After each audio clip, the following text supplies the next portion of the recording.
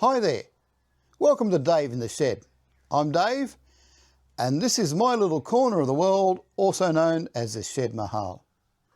Now if you're into DIY, 3D printing and model trains, you've come to the right place. Now fair warning, I do things a little bit differently. I have cerebral palsy, which means sometimes things get a little bit creative around here, but hey, it just makes it more fun. So if you like making, fixing, and maybe even breaking things along the way, stick around. Hit that subscribe button and let's build something awesome together.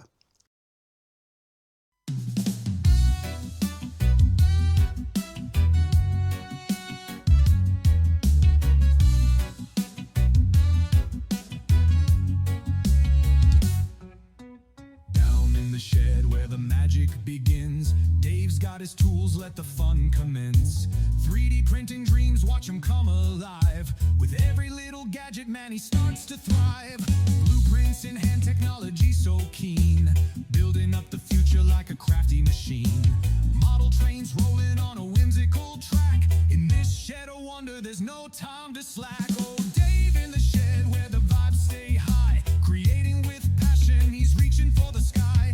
DIY master in a vibrant samba flow. Hope you enjoyed the video, let's get ready to go.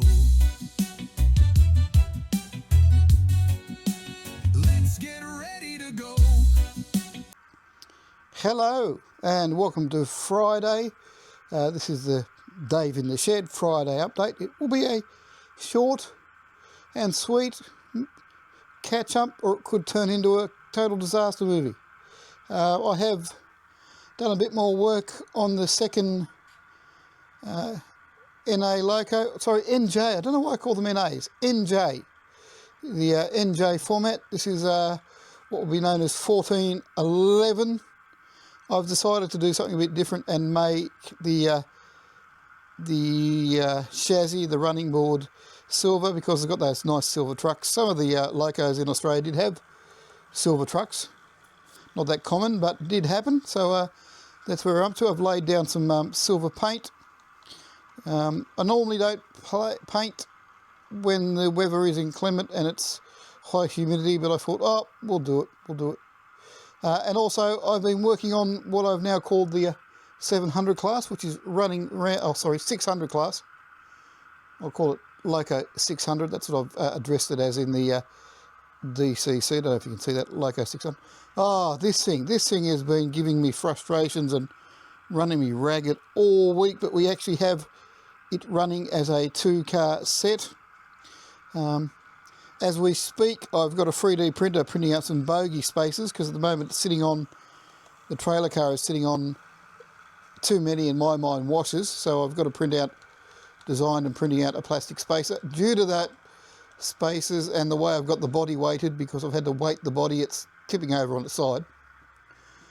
But it's able to circulate for proof that it is running on this video, even though I've still got lots of improvements, including getting a couple of spacing sorted out. It's been... Anyway, we've got 2-car unit running. I've actually decided to make it a 3-car unit. So there is a third car, which you'll probably see running next week, because I don't have it finished in time for this week to do all the bits and pieces that I need to do to get it up and running. But there you go. It's running as a 2-car set. I don't know why I've had to put these massive bogie spaces in, because one of the problems was the bogies were running on the underframe. All sorts of stuff. It was just issue after issue after issue. And like I said, I'm printing a spacer because I don't like the idea of having that many that many washers there. So we've do the magic of 3D printing. There is some spaces going on. And then I will formally, at the moment it's just got a couple of nuts and bolts sitting inside the body, that's why it's rolling around like that. I will get the weight in there and work out how much weight I need, get it all centralised, because I just kept adding weight till it would track properly. Just weight, because they're 3D printed bodies, they are pretty light. The power car, which is the front car, it's got the weight from the chassis because it's the body. And yeah, anyway, so that's where we're up to with the 700 class. But when it does run, doesn't run too bad. So it's pretty nice looking. Not a bad unit. And it will be a free car set. Now I still have another secret loco that I haven't revealed yet. It won't be revealed for a couple of weeks, keeping you all in suspense, till I'm happy and get the 700 up. What's the next to go on the 600, 700? Well, windows, of course. Get the bogies sorted, get some weight in it and getting so it runs. But when it does run, it runs rather smoothly. Well, I'm happy with it. I've also got some other Puff and Billy carriages that are in the works. So I'm not going to say too much till then, but there's a young fellow, well, younger than me, who has published some Puff and Billy cars on the interwebs via the Narrow Gauge Australia Facebook group. So I've got hold of those and having a play with those and printing those, so we might have some more variation of cars to run to the Puff and Billy set soon.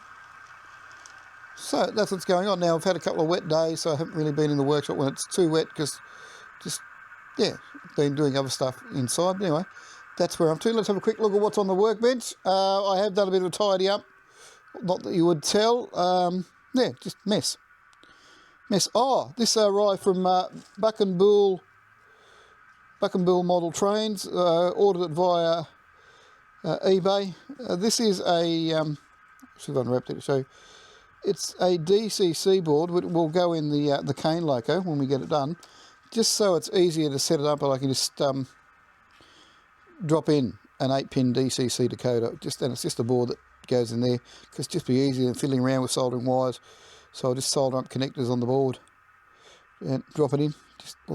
And that's about it for this week. Very short and sweet. Got some bogies here I'm going to pull off for the other cars that I've talked about. So that I should put. I'm not going to show you stuff. I don't want to show you stuff till I've got it up and running. And that's why there's some stuff. Oh, look at this. This needs a bit of work on it, but this is a 1/4 inch scale, O scale 48 class. That is a potential project. Now it doesn't fit as it is. Let's go for a wander.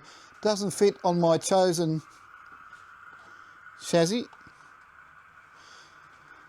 But that is approximately full scale for the O48. If anything, at a bit under scale. But anyway, we would have to play comparisons and to fit it on my chosen chassis. Would have to blow it up just a little bit. We might do that, we might not. So it might be a project that comes along. You might never see it again. Trying to get it spot on. Luckily, I own the 3D printer, so I can play and print and play and print. Try not to be too wasteful. We're getting there. It's better than the last one I did. The one I did before was way too big. Anyway, so there we go. That's what we're up to for this week.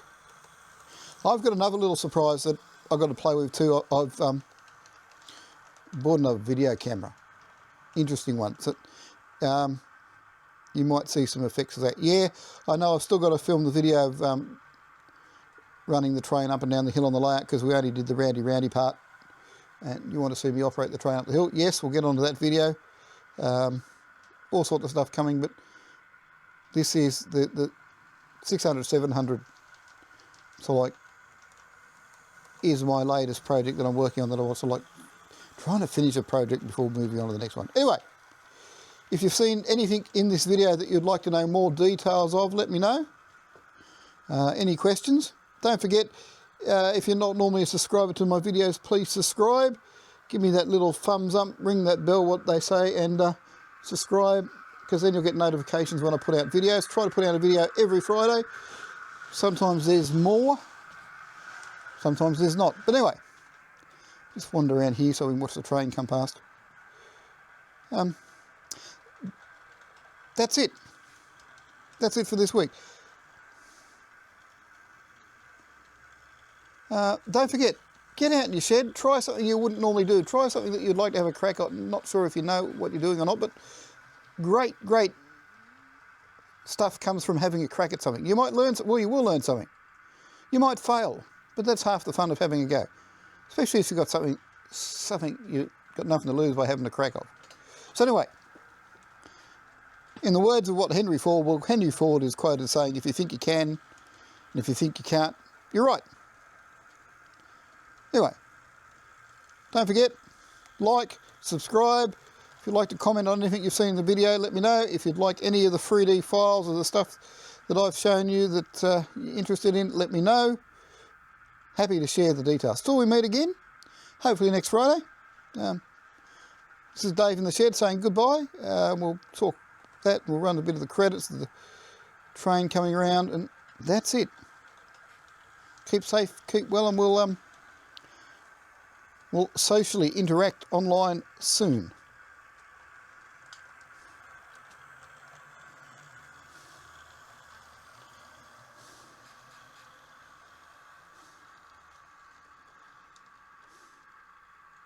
Oh look, I'm going to confess this, come around here. This is a bit naughty. Oh, it's a little bit narrow, go for the narrow bit. When I was setting up the 600 and 700, I had a derailment. It came off the track and it killed a penguin. Poor old penguin. There he was at the cenotaph, showing his respects for people who had made the alternate. Oh, by the way, there's my ute. I've got to get round to finishing printing it, but there's my ute there. Okay, it's a bit out of the error, but if you see that, that's my ute. And if you've seen my other videos where I was doing the touch-up work on the ute because I had that big ding in the side, if you've seen some of those video stuff, it's the official proper Toyota paint, well not proper Toyota, it's the colour match to my ute. I've got to go back and do the black stuff on it yet, but there you go. That's it for this week. Take care, keep well, look after yourselves. We'll see you soon. Roll the credits, Dave. Let's stop talking and watch this train wander past when we find a good shot for down the hill video.